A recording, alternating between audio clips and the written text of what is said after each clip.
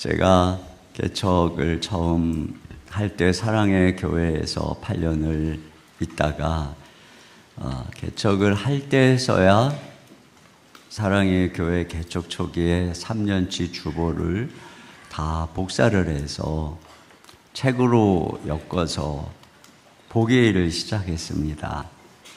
다 큰 교회니까 그러려니 했는데 개척 초기에 오카노 목사님이 정말 얼마나 열심히 사역을 하셨는가를 제가 그 개척 초기 주보 하나하나를 보면서 깨달았어요. 아, 내가 이 큰 교회가 절로 된 줄 알았구나. 그냥 오카노 목사님이 설교 하나 잘해서 이렇게 된 줄 알았구나. 내가 왜 이걸 진작에 몰랐을까? 이런 생각을 하게 됐죠.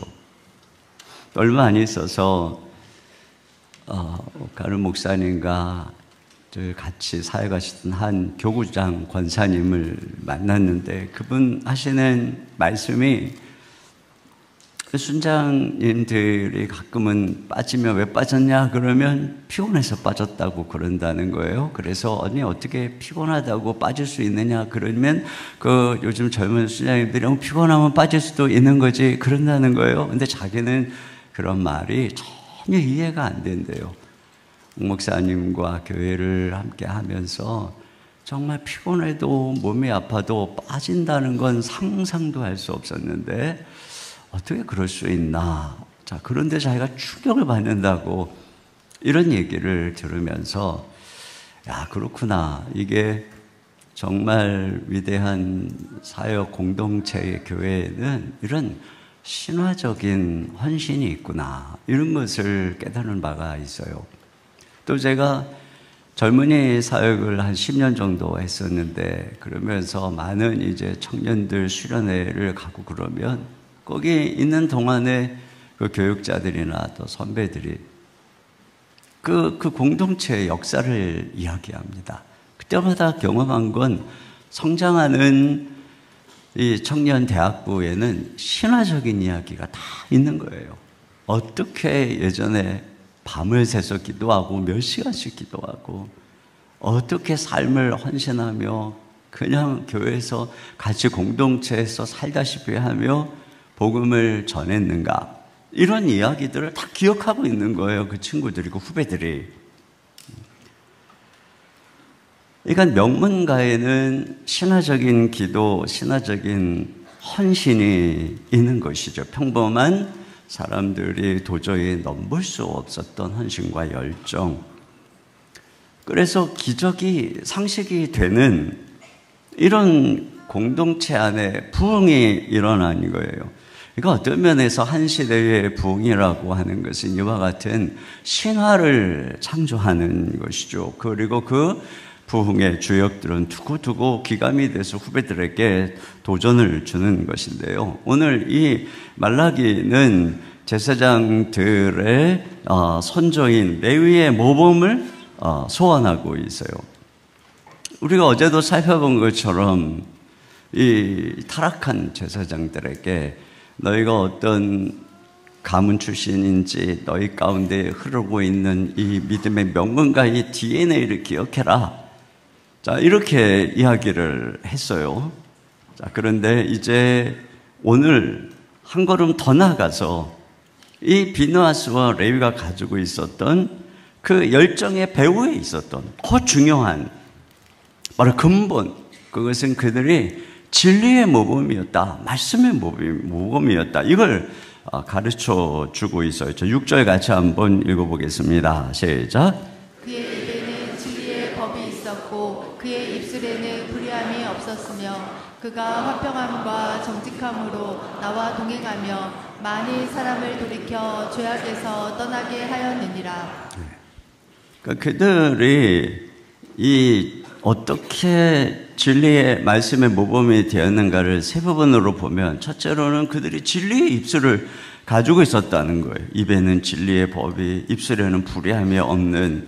그러니까 항상 이 율법의 말씀을 가르치고 또 그렇게 가르칠 때에 불의함이 없는 왜곡하거나 뇌물을 받고 편파적으로 하거나 이런 일이 없었다는 것이죠. 두 번째로는 화평함과 정직함으로 하나님과 동행했다라고 합니다. 여러분, 제사장의 1차적인 직무는 화평이에요.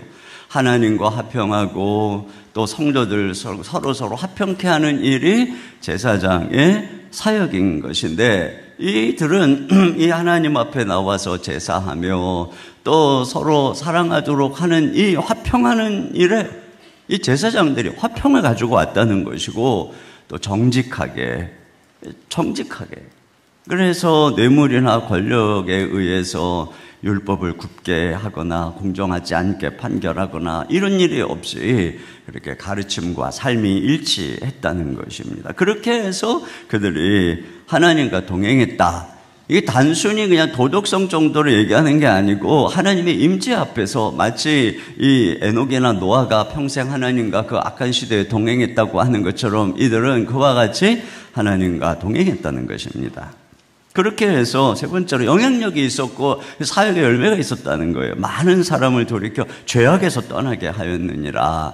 그러니까 하나님의 말씀을 늘 가르치고 그 삶 속에 이 평화를 이루고 정직하게 행하고, 그러니까 사람들이 영향을 받아서 많은 사람들이 회개하고 죄에서 떠났다는 것이죠. 그런데 반면에 지금의 이 제사장들은 이 부정적인 영향을 미치고 사람들로 하여금 율법으로 거치게 하고 있는, 그러나 선조들은 그렇게 하지 않았다. 이 선조인 너희의 제사장들은 다 하나님께로 돌이켰다. 이 얘기를 하는 것이죠.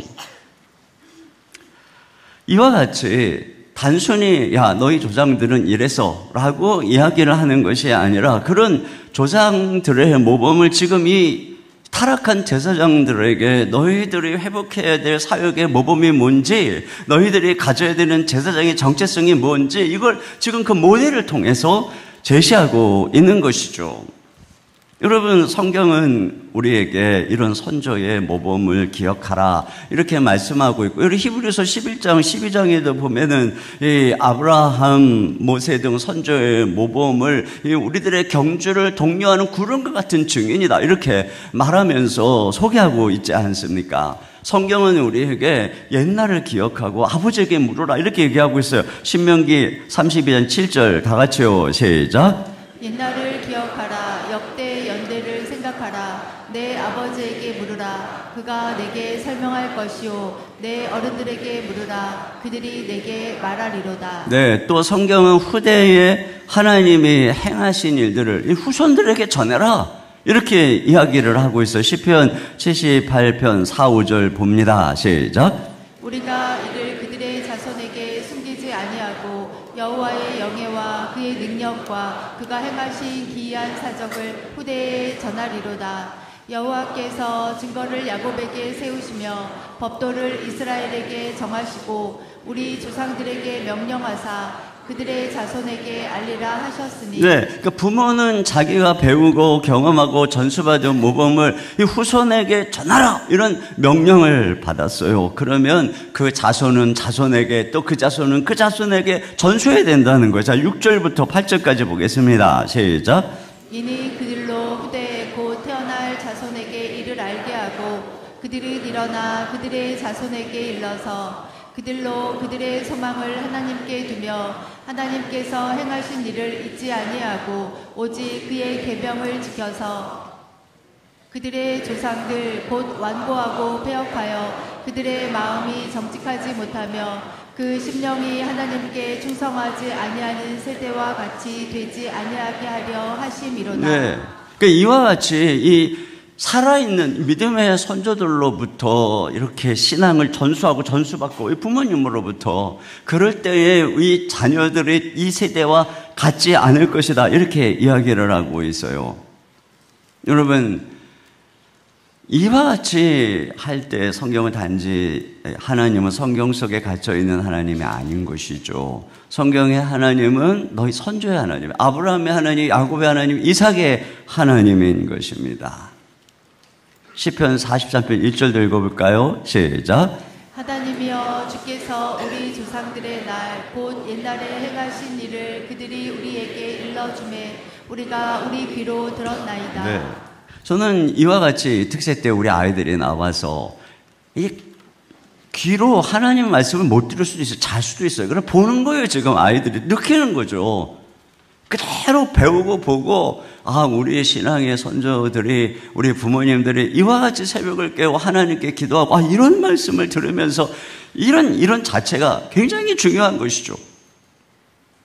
자, 이와 같은 레위인들, 그 제사장들, 여러분 레위인들 안에 제사장 지파를 따라서 제사장도 임명하고 성전에서 섬기는 여러 사람들도 임명하는 것입니다.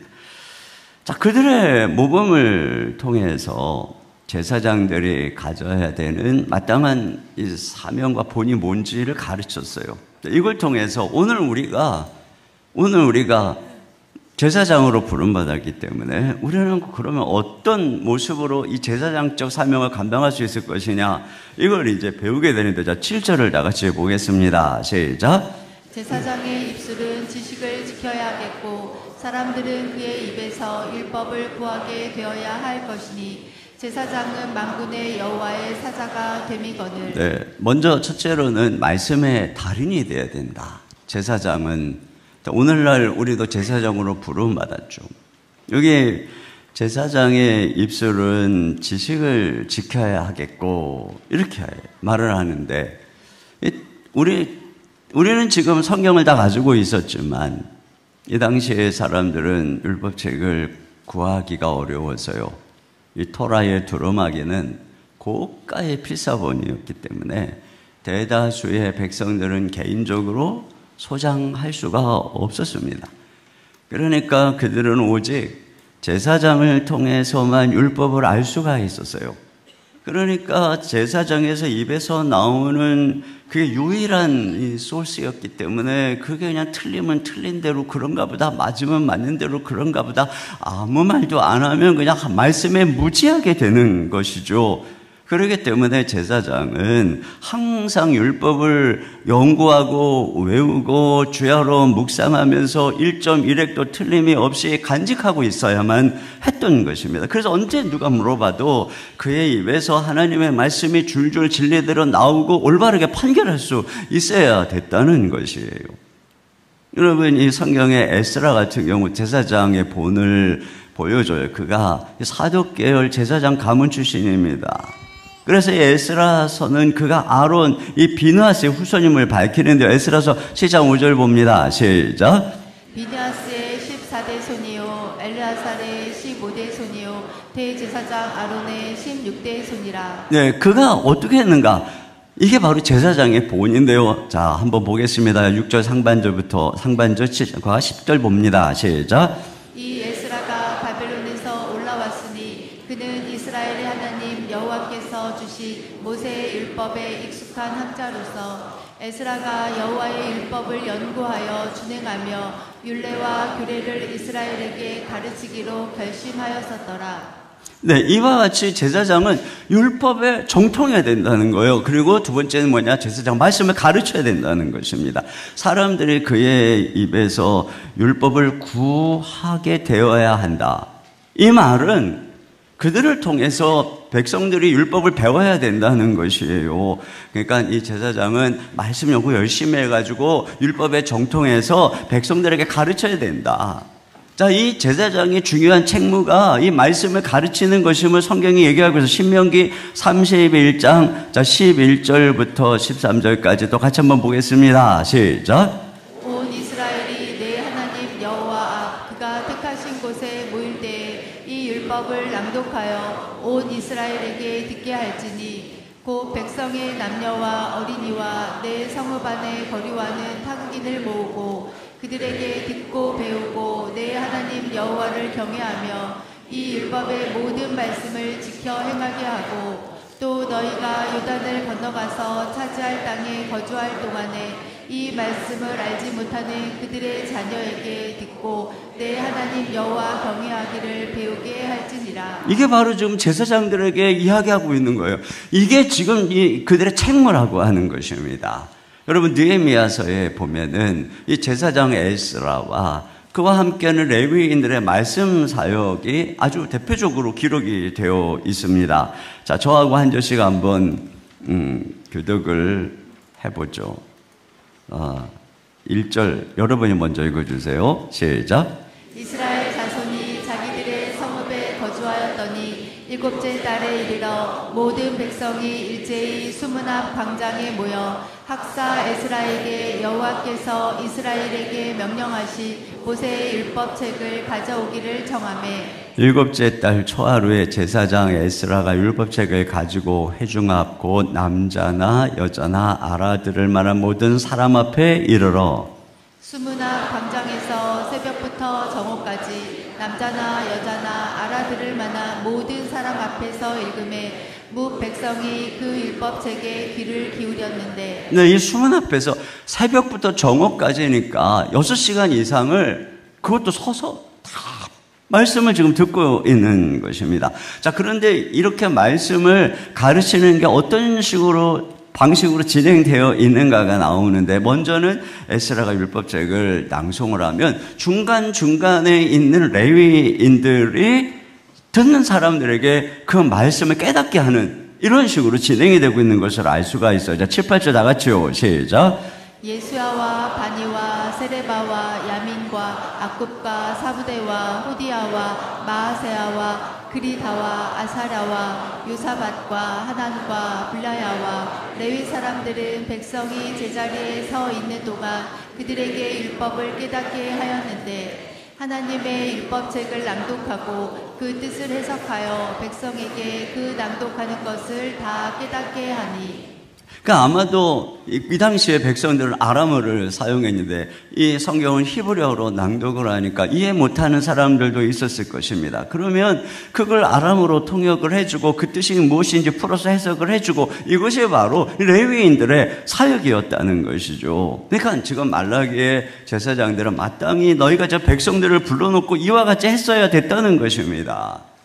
여러분, 그런 면에서 제가 여러분들을 이렇게 새벽에 2주간 동안 불러가지고 이렇게 말씀을 열심히 가르치는 것은 저의 마땅한 본분이고 제가 잘하고 있는 거, 여러분을 괴롭히고 있는 것이 아니라, 그리고 여러분들은 이 새벽에 2주간 나와서 이게 마땅한 우리들의 본분이에요. 이렇게 안 해서 그게 이상한 거지 우리가 이상한 게 아니에요. 네, 아멘입니다.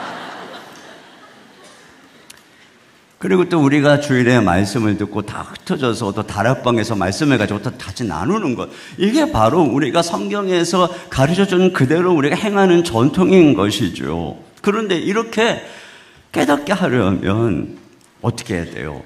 우리 영적인 제사장인 우리들이 성경을 정확히 알아야 되고 연구해야 되고 암송해야 되고 그런 것이에요. 그런 능력이 있어야 되는 것입니다. 그럴 때 여기 수문학 광장에서 무슨 일이 있었느냐, 9절에 보면 백성이 율법의 말씀을 듣고 다 우는지라 이렇게 되어 있어요. 비로소 그들이 말씀을 듣고 보니 자신들이 하나님 말씀에서 다 떠나서 우상을 숭배하고 잘못한 일들이 너무 많고 흠 있는 제물을 드리고 하나님을 이렇게 경외했고, 그럴 때에 얼마나 엄청난 저주가 있는지, 또 축복할 때 얼마나 놀라운 축복이 있는지, 우리의 조상들이 왜 바벨론으로 다 이렇게 끌려갔던 거, 이걸 깨닫고 그들이 울기 시작하는 거예요. 회개하기 시작하는 것이죠. 말씀을 들으니까 비로소 내가 이렇게 말씀에서 많이 떠나 있었구나, 이것을 알게 되고 회개하는 역사가 일어나게 돼요. 그러니까 말씀을 들어야 되는 것이에요. 여기서 한 가지 우리가 보게 되는 것은 또 뭐냐면, 이게 다 지금 낭송하고 듣고, 이게 지금 책이 그 당시에 많이 없으니까 이게 좀 중심이죠. 그래서 원래 이 신앙의 전수 방식은 이와 같이 이 구전 청취를 통해서 말하고 듣는 것을 통해서 전수가 된 것을 알 수가 있습니다. 이게 오늘날처럼 이게 책으로 이런 게 아니에요. 사실은 책으로 이게 중요하죠. 안 읽으면 그만이에요. 그런데 그런 식으로 남긴 게 아니라 이 조상들은 끊임없이 말을 한 거예요. 그래서 귀에 다 듣게 한 것입니다. 그래서 이걸 통해서 또 말을 하고 또 듣게 하고, 그러니까 그것이 이 듣고 전하는 이런 과정을 통해서 실제적으로 삶에 부딪히게 되는 것이죠. 그래서 반복적으로 전하고 또 성경을 보면은 그 내용들이 시적인 운율을 가지고 딱 들으면 이해할 수 있게 대꾸, 대조를 통해서, 또 시편 119편이나 잠언 31장 보면 히브리어의 알파벳의 순서를 통해서, 또 때로는 음악으로 이와 같이 해서 듣는 사람들이 말씀을 여러 가지로 기억할 수 있도록 한 것이죠. 그래서 이렇게 귀로 들을 때 더 마음속에, 그러니까 여러분 눈으로 그냥 보고 읽는 것도 물론 성령께서 역사하실 때 은혜가 되지만, 막 귀로 들을 때 이게 훨씬 더 내 영혼에 인격적으로 다가오는 것이에요. 그래서 여러분이 성경을 읽을 때에도 그냥 눈으로만 읽지 말고, 요즘에 뭐 드라마 바이블에 대한 오디오 바이블 많잖아요. 그걸 틀어놓고 귀로 들으면서 눈으로 보면서 이렇게 읽으면 좋아요. 또 그냥 없다면 소리를 내서 읽으면서, 그래서 내 귀로 듣게 되잖아요. 자, 세 번째는 뭐냐면은 말씀의 일꾼이 되라는 것입니다.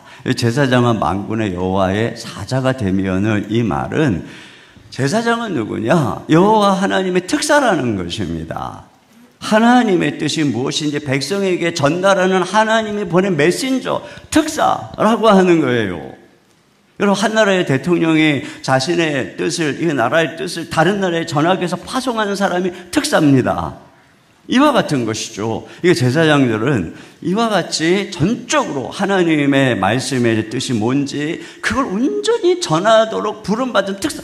특사는 그 나라에 가면 자기가 해야 되는 일 오직 하나예요.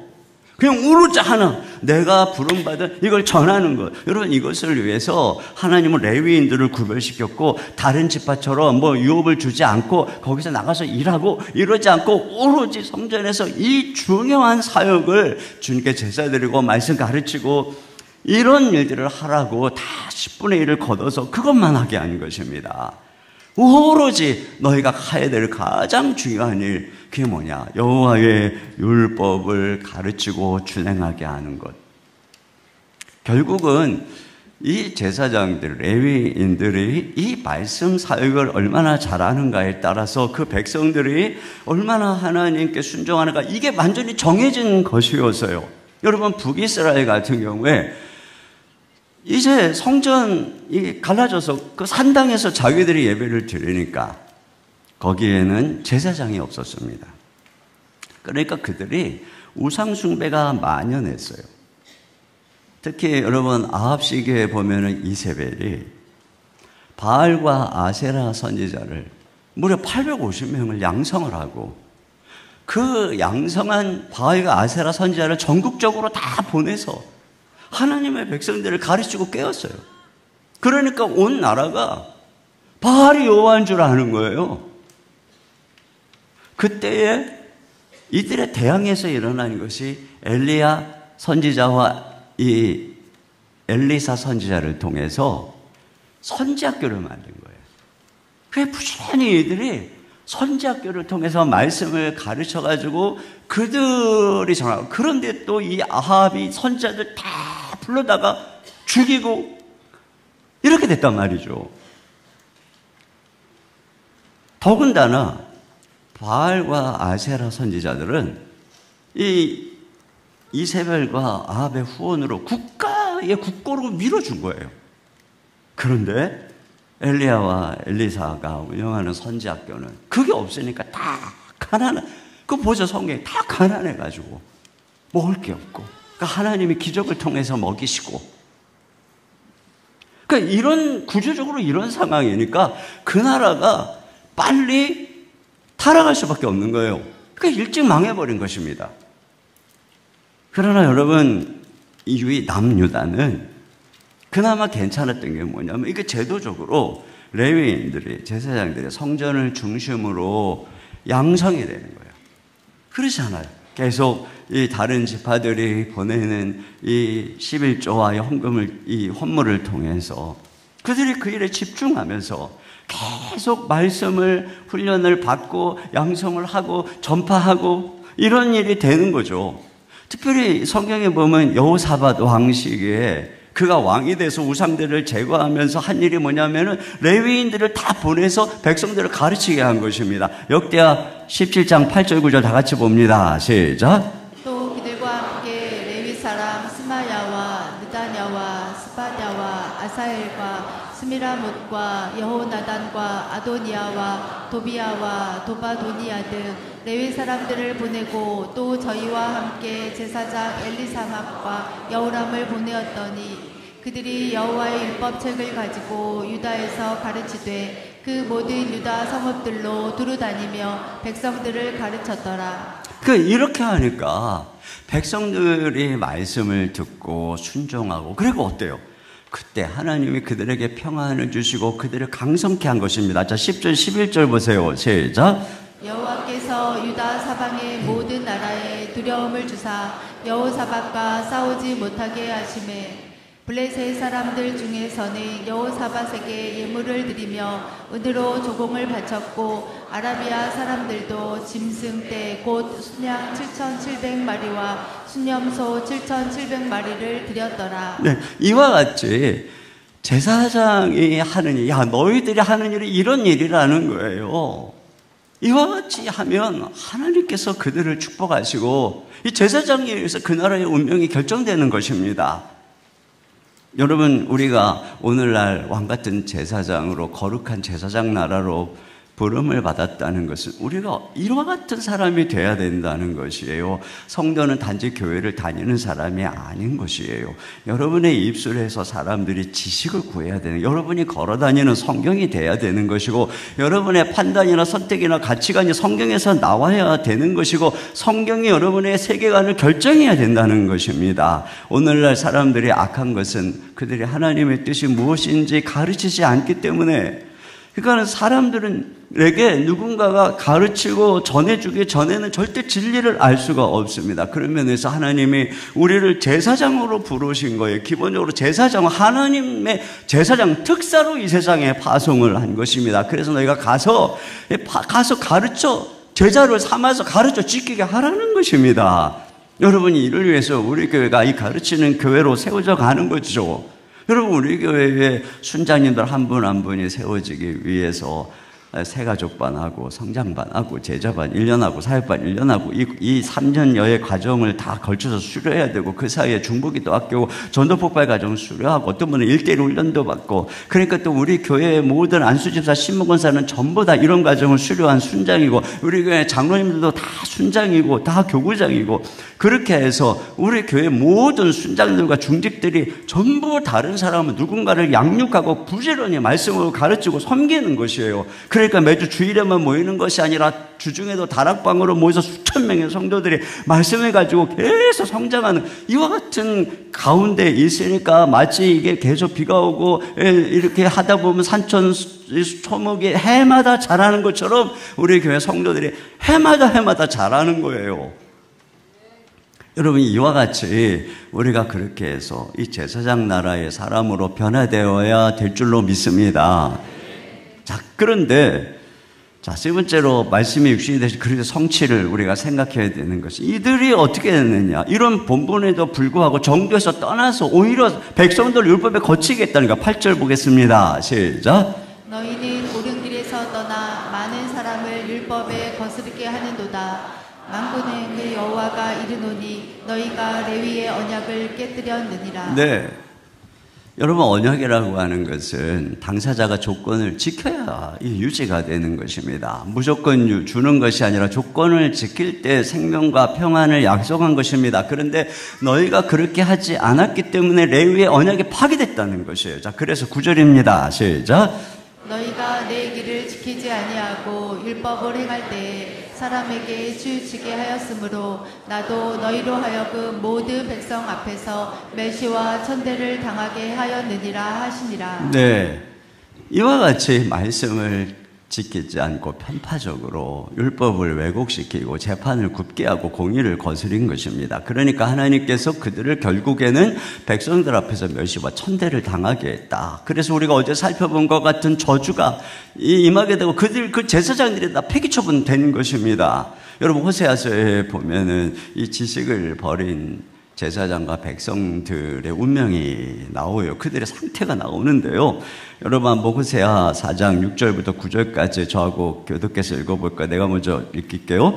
내 백성이 지식이 없으므로 망하는도다. 내가, 이게 제사장을 가리키는 거예요. 내가 지식을 버렸으니 나도 너를 버려 내 제사장이 되지 못하게 할 것이요, 내가 내 하나님의 율법을 잊었으니 나도 내 자녀들을 잊어버리리라.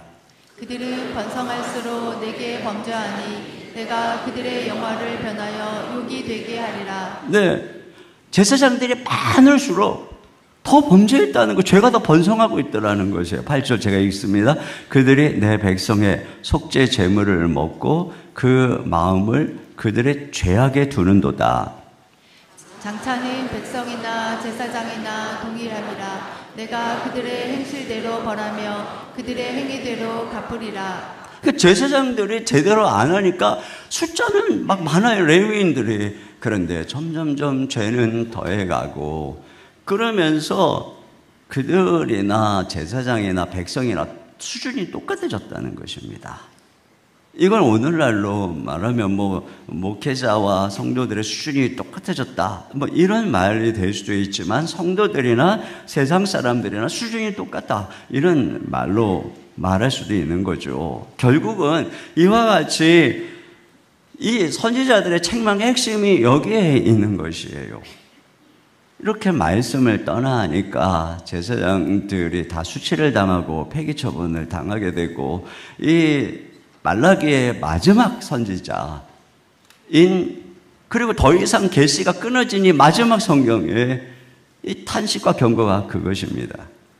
그러면 이러한 절망의 어둠을 어떻게 하나님의 진리로 밝히실까?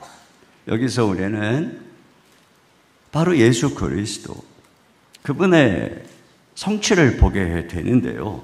그것은 바로 뭐냐면, 예수님 자신이 말씀이 육신이 되어서 이 땅에 오셔서 예수님이 완벽하게 제사장 사역을 완수하셨다는 거예요. 이 구약 성경에 말하는 그 제사장의 사명과 본분을 예수님이 온전히 성취하신 거예요.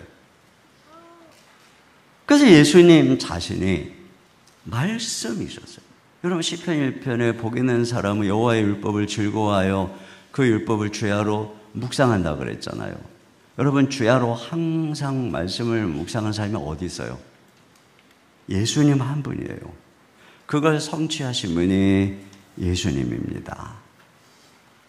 예수님은 완벽한 제사장으로서 입술에는 언제나 말씀이 있었고, 무엇을 물어도 예수님은 정확하게 말씀의 이 뜻 근본, 그것을 다른 제사장들이나 바리새인들에게, 백성들에게 가르쳤고, 예수님의 삶이나 행동이나 말이나 사건 하나하나가 다 말씀 그 자체였습니다.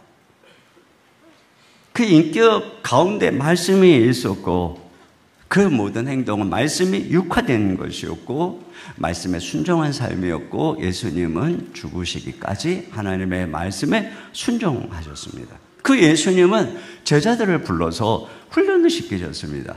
그리고 파송했습니다. 그리고 온 세상에 나가서 제자를 삼으라고 하셨습니다. 여러분, 이러한 주님의 사역은 바로 완벽한 제사장으로서의 사역이었던 것입니다. 바로 그 예수님이 완전한 제사를 드리시고 죽으시고 부활하셨을 때 하나님께서 하나님 보좌 우편에 예수님을 영원한 대제사장으로 삼으신 것입니다. 그 대제사장이신 예수님께서 당신의 제사장으로 삼은 제자들을 불러서 너희는 이제 온 땅으로 가서 말씀을 전해라, 복음을 전해라, 내가 너희와 항상 함께 할 것이다, 이렇게 하시면서 주님은 그것을 통해서 이 땅을 말씀으로 통치하는 것입니다. 많은 하나님의 백성들이 주님 앞에 돌아오게 하는 것이죠. 그러니까 예수 그리스도께서 하신 사역은 바로 이러한 제사장 사역의 완성이었던 것입니다.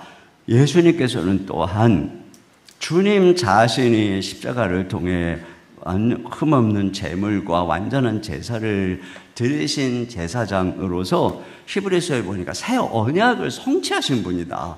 에레미야와 에스겔에 보면은 내가 너희 속에 굳은 마음을 제거하고 새 마음을 주고 내가 너희 안에 이 말씀을 마음에 두어서 성령을 통해서 순종하게 하시겠다고 하는 이 새 언약을 예수님이 이루신 거예요. 그러니까 우리가 예수님을 믿으면 성령의 은혜로 변화돼서 새 마음을 가지게 돼서 말씀을 사모하게 되는 거예요. 말씀을 즐거워해서 이렇게 새벽같이 달려 나오게 하는 것입니다. 말씀을 묵상하고 말씀을 따라 살고 그러다 보니까 점점 예수 그리스도를 닮아가고 우리도 말씀이 성육신이 되는 이런 삶을 점점 닮아가게 되는 것이고, 그래서 우리를 통해서 사람들이 하나님의 말씀을 듣게 되는 것이죠. 그리고 그렇게 우리들의 사역을 통해서 사람들이 죄에서 돌이켜 주님 앞에 나오게 하는, 이게 예수님의 플랜이에요.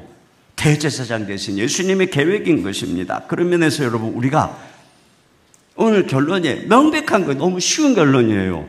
하나님의 말씀을 듣고 읽고 연구하고 묵상하는 우리의 기본입니다. 이걸 위해서 열심히 훈련받고, 이거 왜 기본입니다. 그리고 여러분이 언제까지 이렇게 평신도로 가만히 있는 거 안 되는 것입니다. 반드시 여러분은 순장이 되고 교사가 되고 누군가를 제자 삼는, 이게 우리의 부름받은 지상 명령이고 사명인 것입니다. 그래서 여러분이 전부 다 어떤 모습으로든 누군가를 가르치고 이 세상에 나가서 파송될 때 비로소 세상이 바뀌는 거예요. 그러려고 우리가 열심히 말씀을 훈련받고 그런 것입니다. 여러분이 이 말씀에 동의를 하든 말든, 하고 싶든 말든, 싫든 좋든 상관없이 이 말씀은 진리입니다. 뭐라 그랬어요? 오라클, 신탁입니다. 하나님 말씀이에요.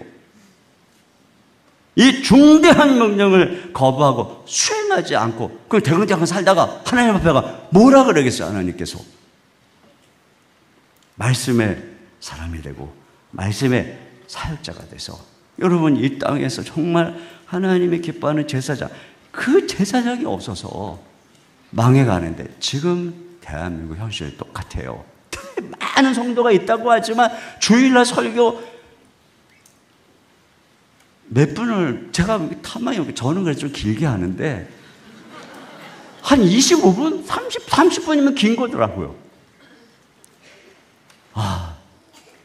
그래서 저도 요즘 조금 영향을 받아서 좀 줄여보려고 이제 주차 때문에 애를 쓰고 있지만, 그리고 다예요. 그리고 다 이래갖고는 우리가 세상을 변화시키고 바꿀 수가 없어요. 자, 우리 자리에서 일어나셔서 우리 같이 지금은 엘리야 때처럼 주 말씀이 선포되고 또 주의 종 모세의 때와 같이 언약이 성취되네. 비록 전쟁과 기근, 핍박, 환난 날이 다가와도 우리는 광야에 외치는 소리, 주의 길을 예배하라. 말씀으로 예배해야 됩니다. 자, 우리 이 시간 박수 치면서 함께 찬양 드리겠습니다.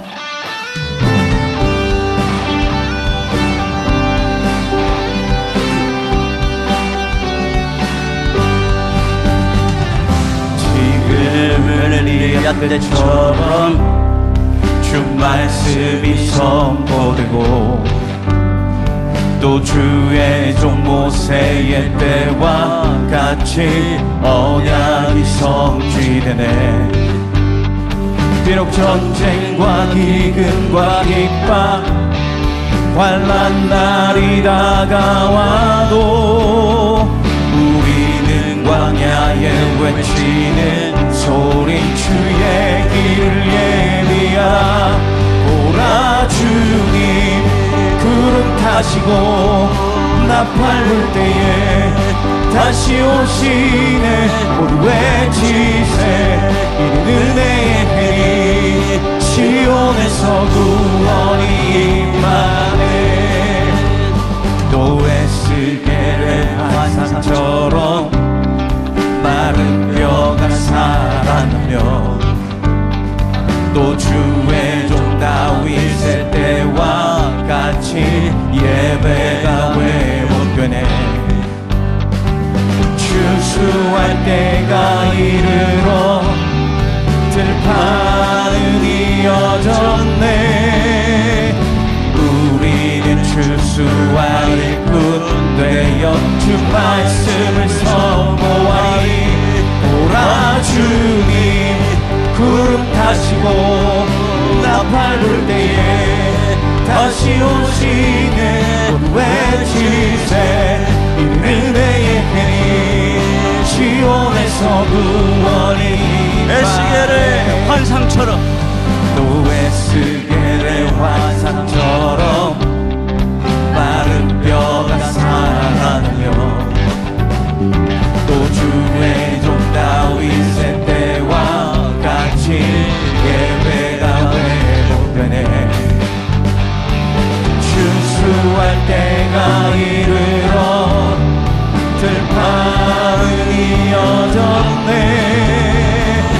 우리는 추수할 뿐되어 주 말씀을 선포하리 오라 주님 구름 타시고 나팔 불 때에 다시 오시네 모두 외치세 이는 은혜의 해니 시온에서 구원이 오라 주님 오라 주님 구름 타시고 나팔 불 때에 다시 오시네 모두 외치세 이는 은혜의 해니 시온에서 구원이 임하네. 우리 이 시간에 같이 기도 제목 함께 읽고 우리 한 목소리로 기도하겠는데요. 다 같이 큰 목소리로 기도 제목 같이 읽겠습니다. 시작. 믿음의 선조들의 모범을 본받아 신앙과 믿음을 보여주고 전수하는 더사랑 공동체가 되게 하소서. 아멘. 제사장으로 부름받은 우리가 걸어다니는 성경이 되어 세상과 교회와 가정에서 하나님의 말씀을 가르치며 영향력 있는 삶을 살게 하소서. 아멘. 항상 말씀으로 돌아가 새 언약을 성취하신 예수님의 제자로 살고 예수님의 제자를 세우는 사명을 감당하게 하소서. 아멘. 우리 시간에 같이 간구하며 기도합니다. 진리가 사라지고 부패하고 불순종이 만연한 이 땅 가운데서 주님 우리에게 주신 제사장으로 부르신 이 사명, 이 정체성, 이 본분 잊어버리지 말게 해주시고 주여 말씀의 사람으로 말씀의 사역자로 그래서 우리를 통해 이 땅에 빛이 비치는 놀라운 역사가 일어나도록 우리 가운데 함께 해달라고 이 시간에 우리 주여 한번 부르시고 한 목소리로 기도하겠습니다. 주여